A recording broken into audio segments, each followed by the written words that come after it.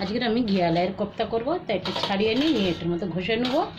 এবার আমি ছাড়িয়ে ভালো করে ধুয়ে নিই। এবার গিয়ে এখন আমি লাউটা কদ্দুকাশ করে নিয়েছি।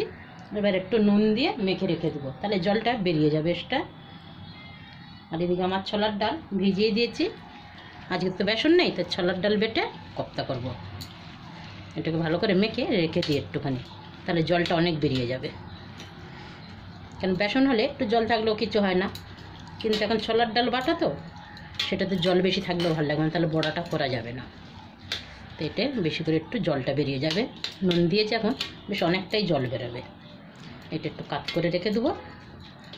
ছাঁকনিতে দিলেও বেরিয়ে যায়, এখন আর ছাঁকনিতে দিচ্ছি না। এই থালাটা একটু কাত করে দেবো, দিলেই জলটা অনেকটাই বেরিয়ে যাবে। জল বেরোতেই শুরু হয়ে গেছে আমার এখন। চলো, এবার আমি রেখে দিলাম। এবার আমি লাউটা আর ছোলার ডাল বেটে রেখেছি, এটাকে আমি মিক্স করে নেব দুটো একসাথে। এখানে দিয়ে দিলাম আদা বাটা 1 চামচ, আর একটু দিয়ে দিলাম কাশ্মীরি লঙ্কার গুঁড়ো। এখানে ধনে আর জিরে ভেজে রেখেছি, ভেজে গুঁড়ো করে নিয়েছি, এটা 1 চামচ দিয়ে দিলাম। অল্প একটু দিলাম গরম মশলা।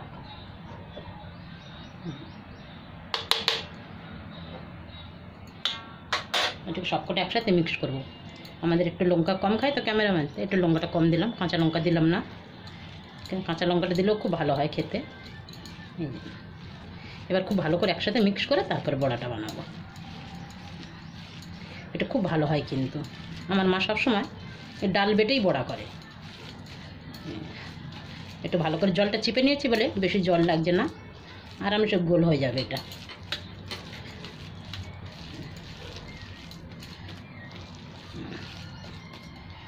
এবার ছোট ছোট করে আমি গোল করে নেব।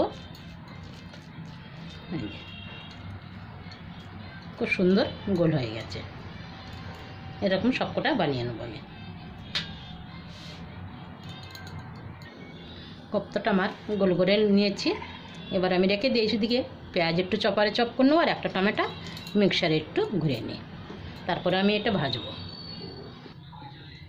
তেলটা আমার গরম হয়ে গেছে, এবার কোপ্তাগুলো আমি ভেজে নেব।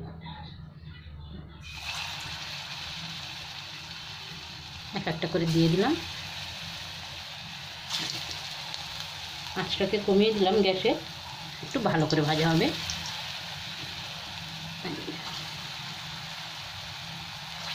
অল্প অল্প করে দিয়ে ভেজে নেব। এখানে আমার 5-6টা কোপ্তা ভাজা হয়ে গেছে, এরকম লাল লাল করে তুলে নিচ্ছি আমি।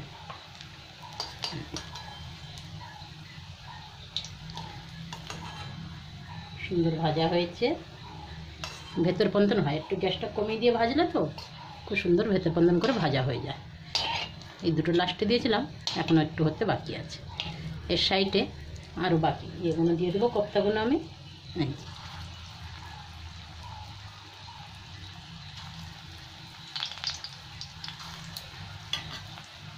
এরকম করে সবগুলো আমি ভেজে নেব। এখানে আমার কোপ্তাগুলো ভাজা হয়ে গেছে, সব উঠিয়ে নিলাম। এবার আমি এই তেলের মধ্যে একটু তেজপাতা, গোটা জিরে, শুকনো লঙ্কা ফোড়ন দিয়ে দেবো, তারপর আমি পেঁয়াজ দিয়ে দেবো।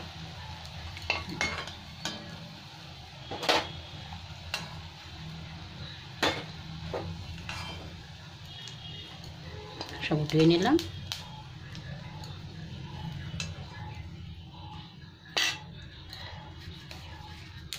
তেজপাতা দিয়ে দিলাম, শুকনো লঙ্কা একটা ছেড়ে দিলাম, একটু গোটা জিরে একটু দিয়ে দিলাম, সাথে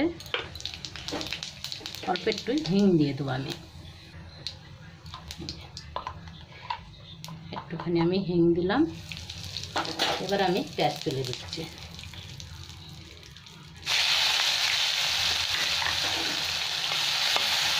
পেঁয়াজটাকে লাল লাল করে ভেজে নেবো আমি, তারপরে টমেটো তুলে দেবো। এখানে একটু নুন দিয়ে দিলাম, পেঁয়াজটা ভালো ভাজা হয়ে যাবে।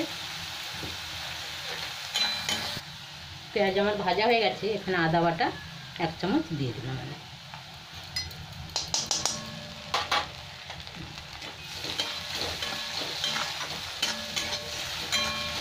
এবার আমি সাথে একটা টমেটো এটাও দিয়ে দিলাম।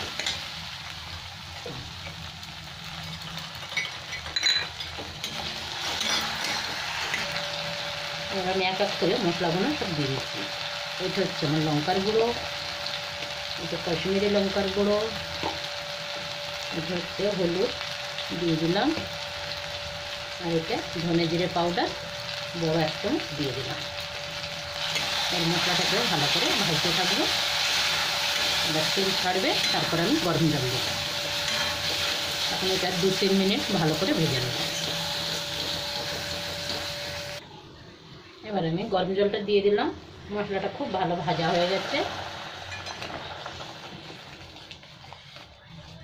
এবার ঝোলটা ফুটে গেলেই তারপর আমি কোপ্তাগুলো দিয়ে দেবো। আর আমার এখানে লাগবে না জল।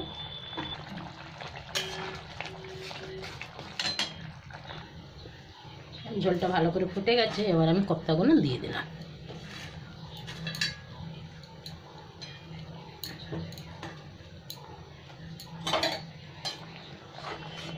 এখানে 2-3 মিনিট ফুটিয়ে নেব, তারপরে গ্যাসটা বন্ধ করবো। এখন আমি গরম মশলা দিয়ে দিচ্ছি।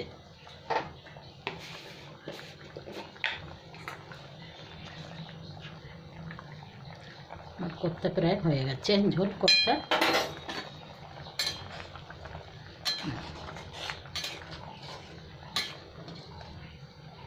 গ্যাসটা একটু কমিয়ে দিলাম, আর একটু 2 মিনিটের জন্য ঢাকা দিলাম।